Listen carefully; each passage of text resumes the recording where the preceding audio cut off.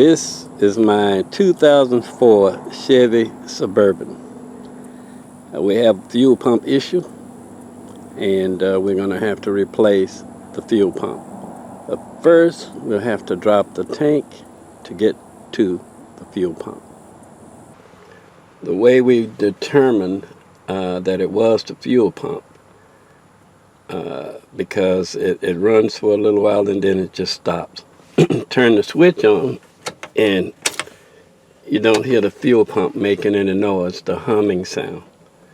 In fact, you hear a little click, click once in a while. So then there's no pressure under the hood. We could put a little starting fluid in it, fire it right up, and or we can put a little gas in there, it starts right up. But the fuel pump isn't working, so we're getting ready to replace this fuel pump. Well, after determining that it is the fuel pump, we need to get the vehicle jacked up in the air and secure it safely. So what I did, I used some cinder blocks, put on each tire. On my trailer hitch, I have another jack just in case, and I have more cinder blocks. And also, I have jack stand, one under the rear end and one under the other side over there, and my hydraulic jack right there just in case. And so we want to make sure that it doesn't fall on me while I'm attempting to drop this tank and replace the fuel pump. It's important to chalk the wheels in the front and also in the back. And you want to do both sides, just make sure that it doesn't roll forward or backwards, fall off the blocks or the stand. So we want to keep safety in mind. Now I believe and I hope that this is high enough to drop that tank. Okay, we're underneath, and these are the filler hoses, and we're going to take the clamps off here, there, and I think this is about a 30-gallon tank, and we have this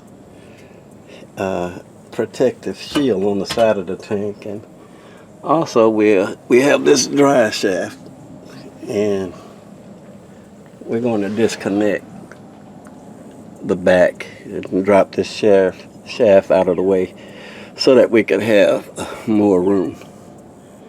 So that's not much holding it, just a few bolts, and we'll take that apart. And here are the tank straps.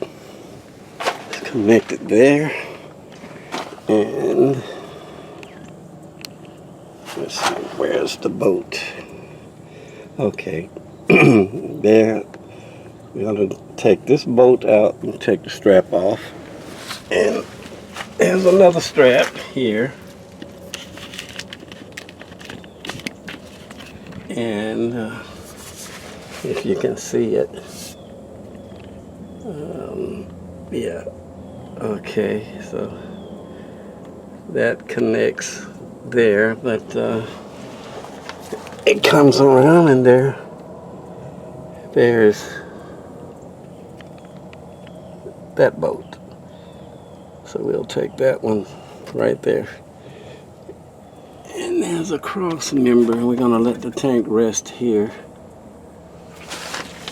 And we'll just drop the back of it and disconnect the lines on the top. I hope you can see this.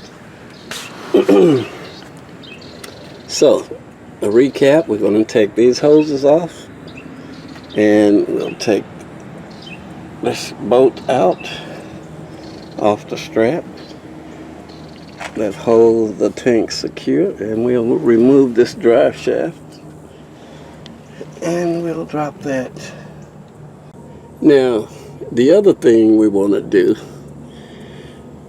is raise the hood on your car and disconnect the negative, or just disconnect the battery. We don't want any fire, any sparks dealing with this gas. And Speaking of gas, you want to make sure this tank is empty. And I understand that each gallon of gas weighs about 6 pounds or so. And so you want to make sure you've drained the tank if you have a half a tank or more, or get your jack so you can let it down safely. Okay, I got a smaller screwdriver to take this, I think it's an overflow fuel or something to do with the air pressure. So we'll take that out, unscrew that so we can slide the hose off. And like I said, I had a longer screwdriver. That one is good, so we'll just pull and get them off, get that out of the way. Okay, I've disconnected the drive shaft, got it out of the way. That gives me a little bit more room to work with. And another thing I like to do is when I do, I like to take my my U-bolt, my universal joint, I like to take it, the cover, the caps, screw them back on so that I know where they are. Sometimes if you work it and you have pets or overnight, or you'll have to leave for whatever reason, they may be gone when you get back, or you can't find them for whatever reason. So I just like to tighten my clamps back on my hoses so they don't slide off, and when I need them, they will be there.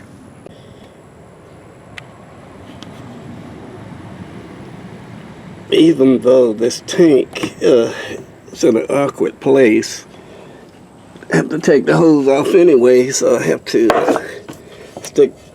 I could use a small screwdriver to get up here so I can get on the top side of this tank. And losing this hose, I have to take it off because I don't want to break anything, and this hose it won't let the tank drop down, so I'm going to take it off from right here, slide this filler hose off, and then the tank should drop down. And I don't know if you can see it, but there is a little connector here on the top, so we're going to have to disconnect that. And I can see it better once we drop the tank. Okay, now we have the tank down. And let's see, what can we do? There's the fuel pump. So we'll take those lines loose and see if we can slide it out and replace the other one. Okay. We want to make sure that we put everything back the way we found it. Same direction. Lines, hoses, everything. Okay, so we'll get ready to disconnect and see what we have. Got the old one out, and this is the new one. Okay, we have our new gasket back on, and we have the float in connected, and now we just slide our fastener plate back on. Okay, lines, hoses, wires, and everything's ready, so now we just put it in and reassemble. Okay, I just tested the fuel pump, and I did hear it come on for about 3 or 4 seconds. Did it 5 or 6 times to make sure, because you don't want to install the tank, get everything connected, and then you have a problem with the fuel pump. So now we're getting ready to assemble everything and put it back together. Have the fuel lines connected, all the electrical circuits connected, and now we'll get the tank back up and get the drive shaft connected and see what happens.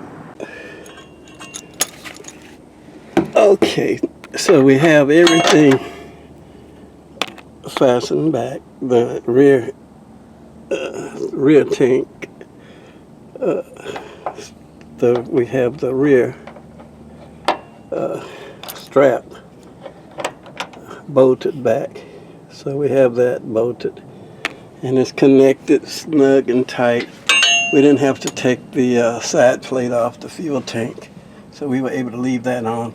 So now we need to fasten the strap at the front, connect the drive shaft, and the fuel filler hoses. We have the drive shaft back in position. And so now we'll just connect our U-bolts.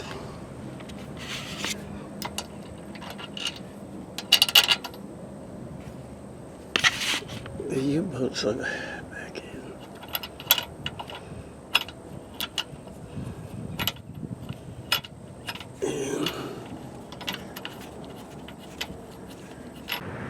Well, my fellow do-it-yourselfers, here it is. We got all of the hoses, your fuel line hoses, and your fuel tank is connected. Like the fuel pump is installed. Like I said, the shield is still on, the gas tank shield, and the drive shaft is connected back. And it's connected properly. Want to make sure everything is fitting, that you don't have any noise, everything. And I like to just check, and recheck. Make sure everything is good.